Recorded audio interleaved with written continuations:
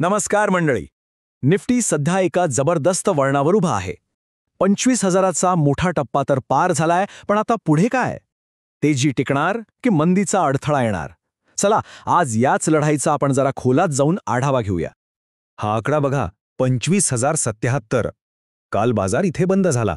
आणि हा फक्त एक नंबर नाहीये बरं का. मार्केटसाठी हा एक नवीन सायकोलॉजिकल बेस बनलाय.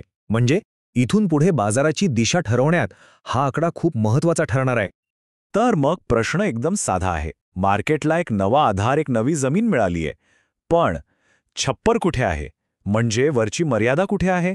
आजच्या या विश्लेषणामध्ये आपण याच प्रश्नाचं उत्तर शोधणार आहोत. बाजारातली ही जी तेजी आहे आणि समोर जे अडथळे आहेत, यांच्यातली लढाई नेमकी कशी असेल हे समजून घेऊया. चला तर मग सगळ्यात आधी बघूया बाजाराने नुकतीच काय कामगिरी केली आहे. म्हणजे 6 ऑक्टोबरपासून जी तेजीची भावना दिसतेय ती नक्की कशामुळे इतकी घट्ट झालीये. कालचा दिवस तर बाजारासाठी एकदम जबरदस्त होता. निफ्टी तब्बल 183 पॉइंट्सने वर गेला आणि सेन्सेक्सने तर 500 पॉइंट्सचा टप्पा ओलांडला. आणि या तेजीचे हिरो कोण होते? तर आयटी आणि बँकिंग सेक्टर्स. या सगळ्यामागे आरबीआयची जी विकासाला पाठिंबा देणारी भूमिका आहे ना, तिचा खूप मोठा वाटा होता. त्यामुळे बाजारात एक तीव्र विश्वासाचं वातावरण तयार झालंय. ठीक आहे, तर आता जरा देशांतर्गत गोष्टींवर नजर टाकूया. म्हणजे असे कोणते फॅक्टर्स आहेत जे आपल्या बाजाराला वरच्या दिशेने ढकलत आहेत? हे घटक म्हणजे तेजीवाल्यांसाठी जणू काही पाठीमागून येणारा अनुकूल वारा आहे, जो त्यांना पुढे जायला मदत करतोय. तर या तेजीमागे बरीच कारणं आहेत. एक म्हणजे आरबीआयची भूमिका खूपच सपोर्टिव्ह आहे. दुसरं, आर्थिक वर्ष 26साठी जीडीपीचा अंदाज वाढवून 6.8% पर्यंत नेलाय.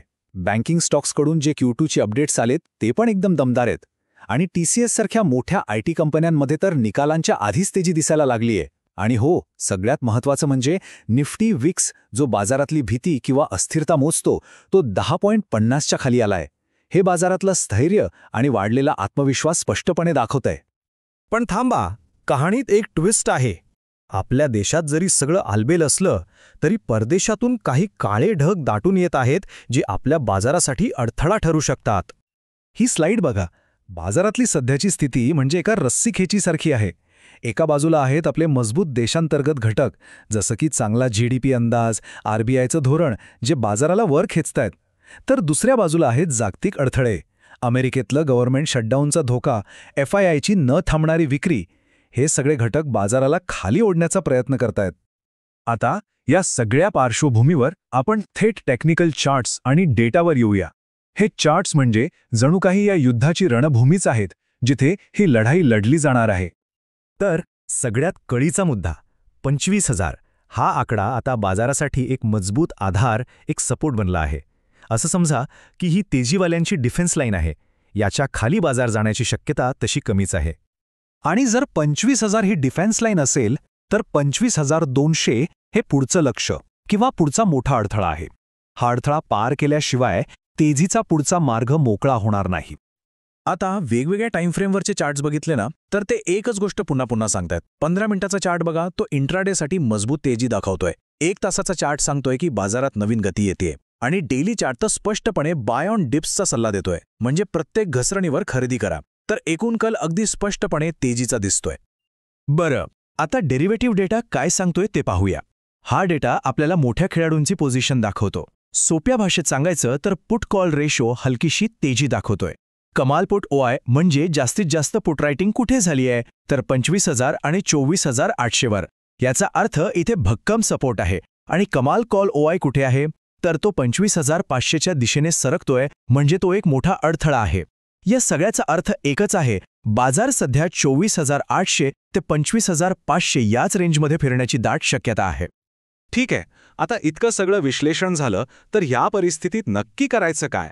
चला आता आपण 2 स्पष्ट स्ट्रॅटेजींवर बोलूया. पहिली स्ट्रॅटेजी आहे अशा ट्रेडर्ससाठी जे थोडे सावध आहेत, ज्यांना वाटतंय की बाजार एका ठराविक रेंजमध्येच राहील आणि फार मोठी हालचाल दाखवणार नाही. या स्ट्रॅटेजीला रेंज प्ले म्हणूया. यात आपण बाजाराच्या साइडवेज मूव्हमेंटचा फायदा घेतो. करायचं काय, तर 24,800चा पुट ऑप्शन आणि 25,300चा कॉल ऑप्शन विकायचा. म्हणजे आपण अशी पैज लावतोय की एक्सपायरीपर्यंत बाजार या 2 लेव्हल्सच्या मध्येच राहील. जर बाजार खराच साइडवेज राहिला तर विकलेल्या ऑप्शन्सचा प्रीमियम आपला फायदा असतो. आणि बाजारात सध्या जसा मजबूत सपोर्ट आणि रेझिस्टन्स आहे त्यामुळे या ट्रेडमध्ये यशस्वी होण्याची शक्यता चांगली आहे. आता वळूया दुसऱ्या स्ट्रॅटेजीकडे. ही आहे आक्रमक ट्रेडर्ससाठी, ज्यांना खात्री आहे की बाजार ही रेंज तोडून लवकरच एक मोठी उसळी घेणार आहे. याला म्हणूया ट्रेंड प्ले.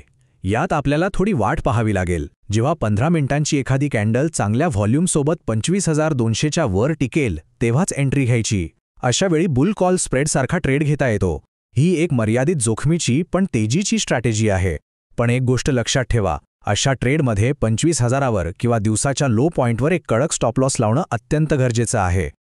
थोडक्यात सांगायचं तर बाजाराबद्दलचा एकूण दृष्टिकोन स्पष्ट आहे.